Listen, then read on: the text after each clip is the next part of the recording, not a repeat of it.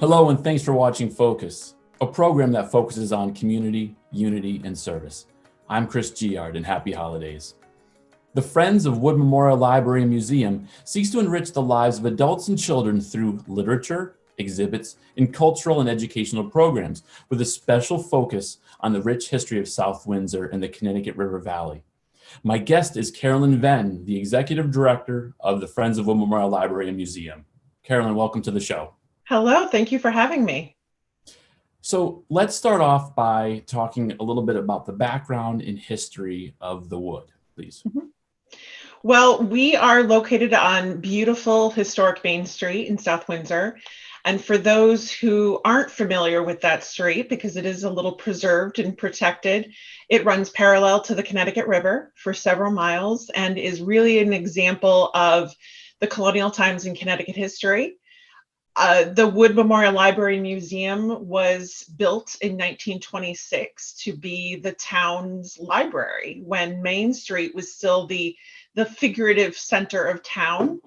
And what's interesting about the wood, as we call it at the Friends of Wood Memorial Library and Museum, is that the story kind of matches that of the town. So late in the 60s, when the town had grown substantially, the town stopped using the building as the public library and built a town hall and public library in the geographic center of town.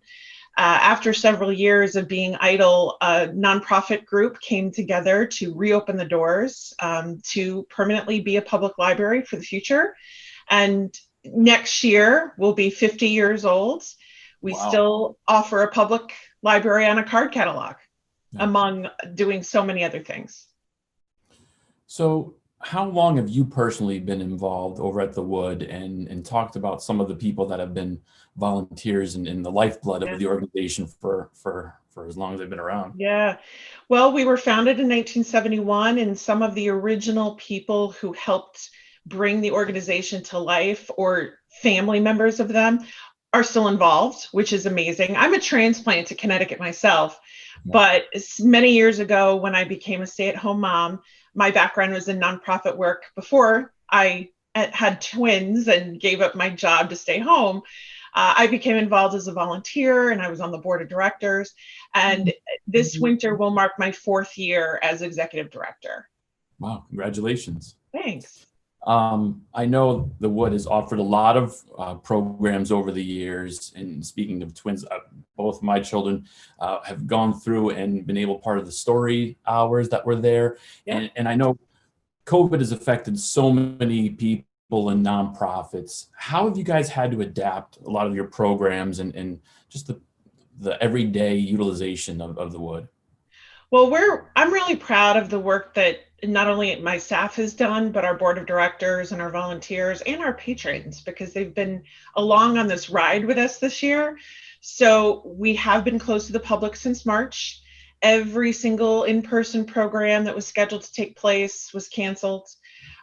We also, just in the last year, finished completion of an outdoor living history museum in the woods just behind the building. And that is almost an acre of wooded land that is a Native American village. We call it Nowashi Village. We've been providing Native American field trips for many, many years. And this was the next iteration of that, to build a really immersive environment so that we could host 200 kids at once if we needed to, and really bring them through an immersive experience. But even that had to close, unfortunately. And even once the summer went on and we were able to reopen museums and outdoor spaces, the limitations of bringing people into a large wigwam, for example, still made us feel that that wasn't something we were comfortable with. And then on top of everything else, the hurricane storm that came through in the late summer also created quite an amount of tree work that had to be done. So we did not open this fall. We hope to be open to the spring outdoors for people in 2021. But beyond that, we have really taken a lot of what we provide throughout the year and we've brought it to a digital format. So we've hosted a few different Zoom programs now. We started a daily informational email for people to give them something to look forward to and to read at the beginning of the pandemic. Now, of course, we thought that daily informational email would only last a couple of weeks. I think we did it something like 74 days until we finally said, okay, this is enough. Yeah. And we're now on a weekly format for people, in addition to a heftier monthly e-newsletter. And we're really trying to highlight the archives at Wood, our collections, and all of our exhibits. That I think we managed to pull off all of the exhibits we had scheduled for 2020, except for one. And we brought them online in ways that we had never done before. Some of them are interactive. And so I'm really proud of that ingenuity and creativity that we tried to provide to people this year.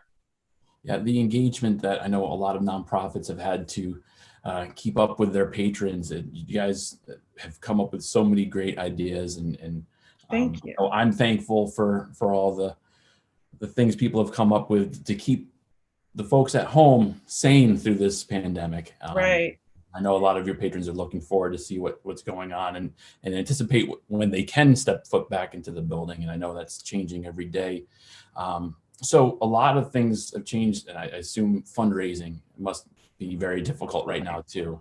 Can you talk a little bit about that? Yeah, the majority of our revenue every year comes from special event fundraisers or personal contributions.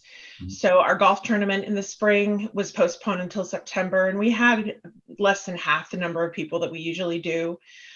We usually have a large fall harvest dinner that had to be moved to an online format and was really just an online presentation, but we still had people tune in for that. And the biggest blow to us financially this year was the Gingerbread House Festival, which is celebrating its 10th year this year, but really in the past several years, since its inception, has grown so exponentially. We have people from all over New England who come, and New England-wide publicity. The last several years, we've welcomed more than 10,000 people every year into this little historic building to celebrate that. And that revenue keeps us going for several months after the fact. This year, of course, the Gingerbread House Festival is hosted by the Promenade Shops at Evergreen Walk, not far from the library. And it's in storefront windows. So you can still walk around outside. We call it a picture perfect holiday this year. And it's a bit of a retrospective of the last 9 years. And we're just asking people to please go online and donate if you want to continue to see the festival and continue to see the Wood thrive. Yeah, I know one of the things when my family would go every year, it's the donation was not required but suggested. And I know, right. Correct me if I'm wrong, I believe at least one of the stores you can make a physical donation if you are walking around. That's right. At Connecticut Mattress, which is over on the left part of Evergreen Walk as you enter on the LL Bean side. Connecticut Mattress is the festival sponsor this year. Tom Hooley is a wonderful partner and collaborator with us. So you can make a physical donation there with cash if you'd like.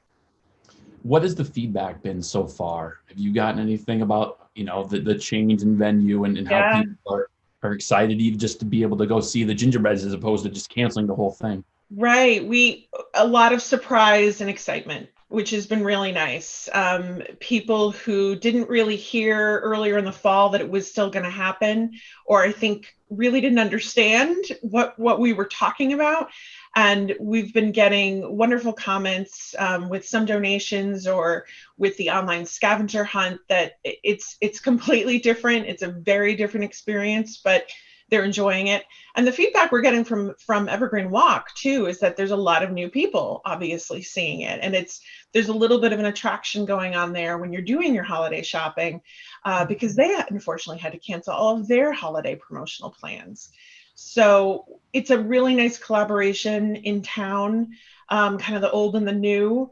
And we're really excited for that. One of the things we did recently last year was try to do a little bit of an informal study, and the Promenade Shops was one of the folks that we talked to try to figure out, because we knew we attract so many people regionally now for not only gingerbread, but lots of our different programs. And we knew people would tell us that they would go out to lunch afterwards, or they would use the opportunity to then hit Evergreen Walk or one of their other favorite places in South Windsor. And so we did an informal kind of study and found that we create potentially in upwards of $500,000 of economic impact to small businesses in South Windsor, which we're really proud of, considering that we have a small budget as a small nonprofit, and that we're really providing an attraction in town. And we're not, obviously we serve the folks of South Windsor. Our archives are mainly about South Windsor, but the story of South Windsor and Main Street is the story of a lot of colonial towns in Connecticut and of the area. And that's what we're trying to provide with our Native American programming too. So we're really excited about that. And we work with a wonderful town council and mayor and town manager, just lots of different businesses and community groups in town who support us and that we collaborate with. So this was just a nice example of that kind of work coming together in 2020, despite a difficult year. So, I, as a South Windsor resident, know how much the wood is a hidden gem. And around this time of year, it is a must-see when family would come in from out of town. And it's become that go-to spot for people. And I know when people come up this time, even when just driving through the old Main Street, it's just something majestic about it and kind of brings you back. So I'm glad to know that the Gingerbread House Festival has lived on this year in a different incarnation. And the foot traffic that you would normally get coming through the library and museum, I would assume that would spark ideas of people that hadn't been there before to get involved more, maybe even volunteer if they were from the area. What has volunteership been like, and what does that look like going forward for you guys? Right. Well, obviously, a lot of our volunteers who come in and work the circulation desk or work in the archives have not been able to come this year. But we have other people who have stepped up and provided ideas, or people we're collaborating with who provide content for our historical informational emails. In fact, just last week, I spoke to a gentleman in Washington, D.C. His wife's family is a descendant of the street, and he's writing a book about that family. He had been up previously to meet with our archivist and do some research, and he's going to be providing some content about that family and the home that we'll be featuring in newsletters coming up. So it's been interesting, the people that we've found, because everybody has some time on their hands right now, in one way or another, or they're home and they're pulling out these kinds of projects. And so that's been fun. So we miss some of our people dearly, but we're meeting other people, and hopefully, we're going to find ways that some volunteer work could be done online. In fact, just later this week, we have an online volunteer training happening about working with the archives. We had a state grant to look at how to inventory our collections after so many years. And that's something we're going to be doing, and that'll be available on a replay. And, but I also want to meet people halfway and depending on their comfort level with technology too. So volunteering is going to look different. It might be a lot outdoors at Nowashi for people who like gardening or clearing brush, or just tending a fire when we welcome people back next year. So there's a lot. There's a lot to whatever your interests are to get involved in. So I normally would wrap up an interview by asking people, now more than ever, what are you thankful for? And you can answer it personally or from an organizational standpoint, but we've been through a lot this year, and I know I'm extremely thankful for a lot of things that we take for granted sometimes. What are you thankful for? I'm thankful for the fact that I'm home. My job is flexible enough. I live down the road, but that I can work from home. My two boys are learning from home, doing distance learning, and my husband is also home and working remotely. So we're all under one roof. and fortunately, that's worked for us, and we haven't been impacted too much in that regard. So I'm thankful for that personally, and for Wood, for me personally, I'm so thankful to have this outlet this year to work on. Nonprofit work and this work in particular, because I'm a South Windsor resident now, and the arts and the humanities. It's been a wonderful project for me to work on this year and to stretch the creativity. So that's been really great. And obviously, as I said, the ingenuity of our staff and our board of directors this year has been unbelievable. I meet with some of our board of directors on a weekly basis. We're calling and texting constantly. And previously, I may not have liked that so much. It would have been a little bit too much of an invasion.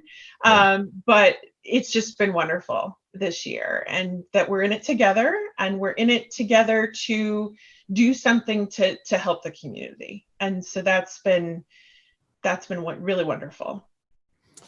Carolyn Venne is the Executive Director of the Friends of Wood Memorial Library and Museum. Carolyn, thank you so much. Before I let you go, what is the best way that people can get in contact with the Wood, and if they want to get involved or make a donation or see more information about the Gingerbread House Festival that's going on right now? The best way to find out information is on our website, which is woodmemoriallibrary.org. We do have staff in the office Mondays, Tuesdays, Wednesdays, and Thursdays from 10 a.m. to noon. If you need to call in and ask some questions or get a hold of someone. But on our website, you can get email for any one of us, and that's just really the easiest way to get in contact with us right now.